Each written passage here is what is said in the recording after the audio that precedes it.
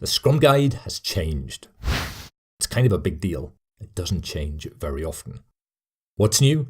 Values. Hi, this is Gary. Welcome to Development That Pays. Last week, Jeff Sutherland and Ken Schwaber hosted a webinar to announce a new version of the venerable Scrum Guide. The pair conceived the Scrum process back in the early 90s. In 1995, they went public, publishing a paper entitled Scrum Software Development Process.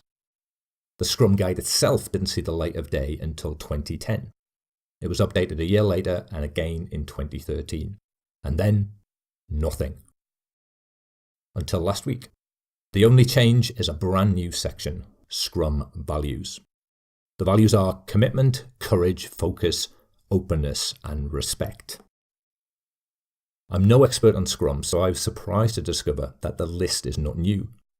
It actually predates the Scrum Guide itself, having first appeared in the book Agile Software Development with Scrum by Ken Schwaber and Mike Beedle. It was published way back in 2001. That's nearly a decade before the Scrum Guide was published. Why have values made their way into the Scrum Guide after all this time? Here's what Schwaber had to say. When the values of commitment, courage, focus, openness, and respect are embodied and lived by the Scrum Team, the Scrum pillars of transparency, introspection, and adaptation come to life. We added these values to the Scrum Guide because successful use of Scrum depends on people becoming more proficient in living these 5 values.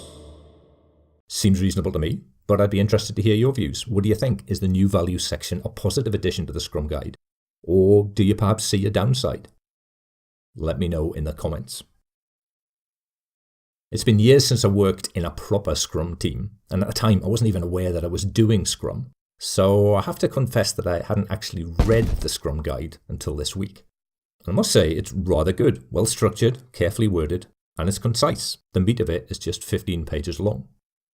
One sentence in particular caught my eye. It's way down here in the endnote.